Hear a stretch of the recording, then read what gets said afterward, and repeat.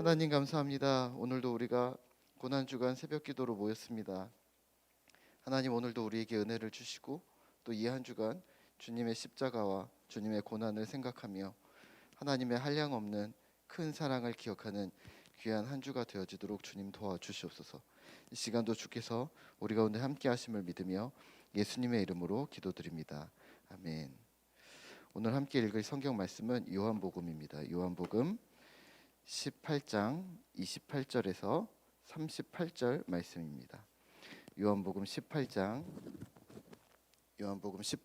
28절에서 38절 말씀입니다.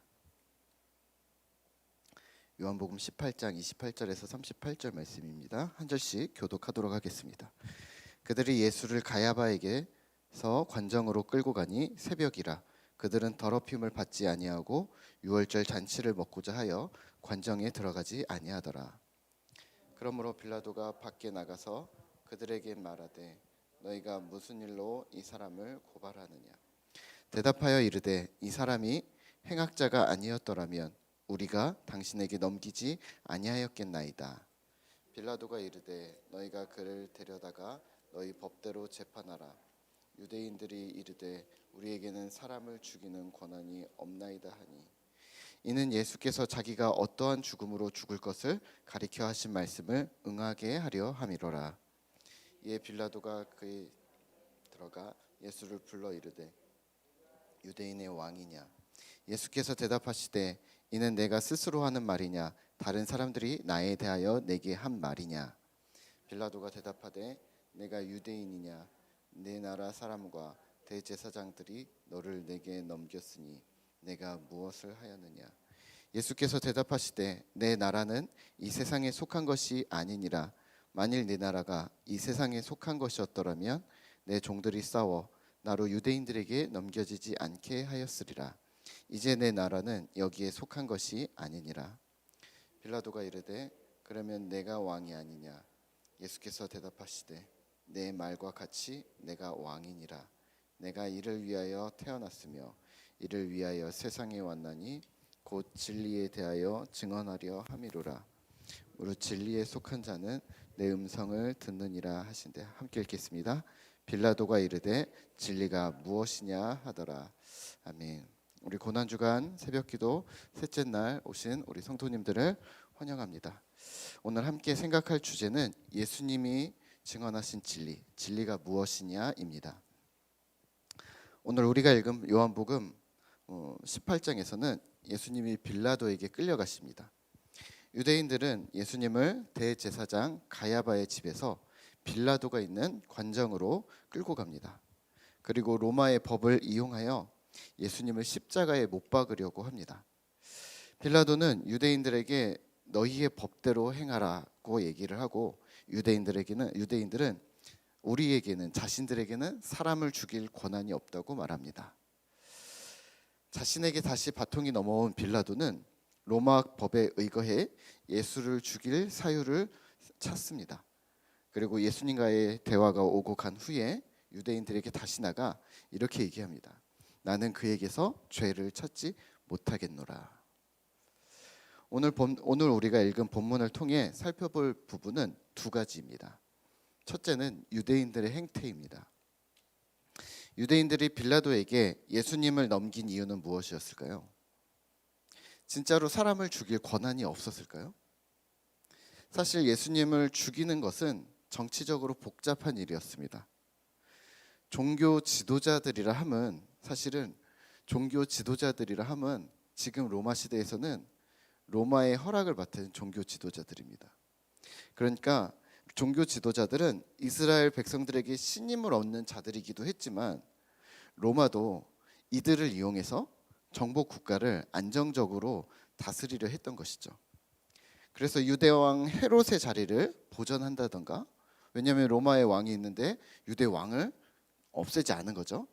헤롯의 자리를 계속해서 유지를 시켜준다던가, 또 사내들인의 공회의 성전 시스템을 안정적으로 유지를 하고, 또 사내들인 공회에 또 성전 수비대, 그러니까 사설 군대를 허락을 해준 것이죠.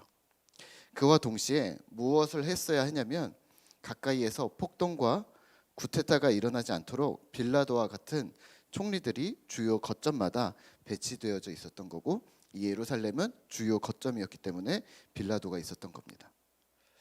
백성들을 안정시키는 조건으로 또 자신들의 기득권을 유지할 수 있었던 사내들인의 종교 지도자들은 예수님을 죽임으로써 일어날 수 있는 밀란과 소요에 대해 걱정을 했을 겁니다. 자신들의 법으로 누군가를 죽일 권한이 있었는지 없었는지는 사실은 오늘 중요하지 않습니다. 유대 지도자들의 자신들의 손에 피를 묻히지 않는 것이 중요했던 거죠. 만약에 이렇게 생각을 해보세요. 예수님을 몰래 암살하려고 했다면 분명 가능했을 겁니다. 또 가늠한 여인이나 그런 류의 어떤 시정 잡배들을 돌로 치는 것도 분명히 이 시대에 가능했을 것이지만, 이들에게는 예수님을 공개적으로 처형할 명분과 합당한 공권력이 필요했던 것입니다. 예수님을 잡으러 온 바리새인들의 하속들, 그러니까 성전 수비대들이 성전의 개인 사병이었다는 것을 보아도 우리가 쉽게 알 수 있는 일인데요. 하지만 백성들 앞에서 본보기가 필요했던 것이죠. 그 일에 대한 비난을 자칫 본인들이 받기보다는 이 화살은 로마를 향해 가기를 원했던 듯 싶습니다. 사실 예수님은 로마를 그렇게 많이 공격하시지 않으셨습니다. 예수님은 처음부터 끝까지 한결같이 유대 종교 지도자들을 향해 날선 비판을 하셨던 것을 우리는 잘 알고 있습니다. 이렇게 얘기하셨죠. 너희는 회칠한 무덤이다. 너희는 소경을 인도하는 것이다. 그리고 성전을 훼손하고 하나님의 이름을 이용해서 장사와 고리대금을 업을 하는 제사장들의 행태를 눈감아 주실 수가 없으셨던 거죠. 여기에 정치적으로 로마와 이스라엘 사이에 좋은 위치를 선점하려고 했던 유대인들의 계략으로 오늘 예수님을 십자가에 오늘 못 박으려 하고 있었습니다. 하지만 오늘 본문에서는 이들이 유월절 절기에 참여하기 위해서 로마 관정으로 들어가지 않고 이 일들을 했다고 합니다. 그러니까 한쪽은, 이들의 한 면은 유월절과 무교절을 지키는 중이면서 동시에 다른 한쪽은 하나님이신 예수님, 유월절 어린 양이신 예수님을 죽이는 일을 진행하고 있었던 것이죠. 한 사람이 두 가지 일을 하고 있었던 겁니다. 표리부동입니다. 겉으로는 아무렇지 않은 척, 겉으로는 신앙이 좋은 척, 하나님을 사랑하는 척, 율법을 지키고 문제가 없는 척 하면서 동시에 예수님을 시샘하고 미워하고 죽이는 일들을 착착 진행하고 준비하고 있었던 겁니다. 오늘 우리 역시 바리새인과 같은 길에 들어서지 않는가 점검하셔야 합니다.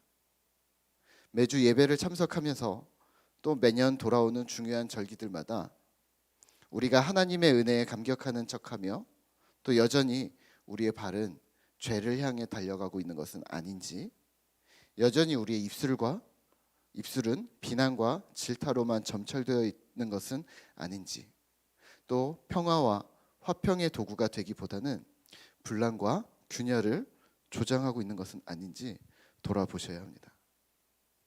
두 번째 우리가 생각할 부분은 빌라도가 예수께 물은 질문, 진리에 대해서입니다. 오늘 37절입니다. 37절을 우리 같이 읽을까요? 빌라도가 이르되 그러면 내가 왕이 아니냐? 예수께서 대답하시되 내 말과 같이 내가 왕이니라. 내가 이를 위하여 태어났으며 이를 위하여 세상에 왔나니 곧 진리에 대하여 증언하려 함이로라. 무릇 진리에 속한 자는 내 음성을 듣느니라 하신대. 아멘. 빌라도가 묻습니다. 예수가 유대인의 왕인지, 또 예수님은 자신이 유대인의 왕이라고 말씀하십니다. 그러면서 하시는 말이 내가 왕으로 온 것은 진리에 대해서 증언하기 위함이라고 말합니다. 빌라도가 되묻습니다. 진리가 무엇이냐? 예수님의 대답은 이어서 기록되지 않았지만 우리는 그 진리에 대해서 유추할 수 있습니다. 예수님이 공생의 3년 동안 많은 것을 가르치셨습니다. 거기서 우리가 알 수 있는 예수님 가르침의 핵심은 무엇이었을까요? 하나님 나라입니다. 마태복음은 천국복음이라는 단어를 많이 사용을 하고 있고요. 그 외에 마가, 누가, 요한은 하나님 나라라고 표현하고 있습니다. 하나님의 나라는 무엇을 말하는 것일까요? 어떤 가르침을 하셨던 것일까요? 하나님의 나라는 하나님의 통치입니다. 하나님의 주권입니다. 그러니까 하나님께서 주인 되셔서 다스리는 그 통치가 실현된 곳, 그곳을 우리는 천국이라고 부르고 하나님 나라라고도 부르는 것입니다. 예수님은 하나님의 통치가 실현된 나라, 실현된 때, 실현된 방법, 그 나라가 실현된 결과와 방식들에 대해서 수없이 설명하셨던 겁니다. 예수님께서 왕으로 오셨는데 이를 위해서 왔고 이를 증언하셨다고 오늘 빌라도 앞에서 다시 고백하십니다. 그러면 오늘 우리는 무엇을 기억해야 할까요? 진리가 무엇인지 이제는 인지하셔야 합니다. 진리는 예수님입니다. 무슨 말이냐면 하나님의 나라가 실제 실현된 것, 가시적으로 하나님의 나라를 볼 수 있는 그 표상은 예수님 자신이라는 말입니다. 예수님이 오시면서 하나님의 메시지가 더욱 분명해졌고 하나님 나라의 실현이 실제 가시화되어서 모든 약한 것과 병든 것, 아픔과 슬픔, 눈물을 닦여지는 역사가 실제 일어났다는 겁니다. 김세윤 박사는 이렇게 이야기를 합니다. 하나님의 메시지가 이 땅에서 가장 명확하게 보여졌던 때는 언제였는가? 그건 바로 예수님이 이 땅에 계실 때라고 말합니다. 그동안은, 그 이전 동안은 하나님의 음성을 율법을 듣거나 선지자의 목소리를 통해 혹은 제사장과 율법 교사의 가르침을 통해 어렴풋이 그 내용을 유추했다면 예수님이 계셨을 3년 동안은 정확하게 아버지의 뜻을 인간의 두 귀로 들을 수 있었던 것이죠. 듣는 이의 이해력에 문제가 있었지 또 언어의 한계가 있었을 뿐이지 예수님께서는 분명히 하나님 나라에 대해 가감없이 직접적으로 설명하셨던 겁니다. 그렇다면 오늘 우리는 무엇을 해야 할까요? 그리고 또 우리는 무엇을 행동해야 할까요?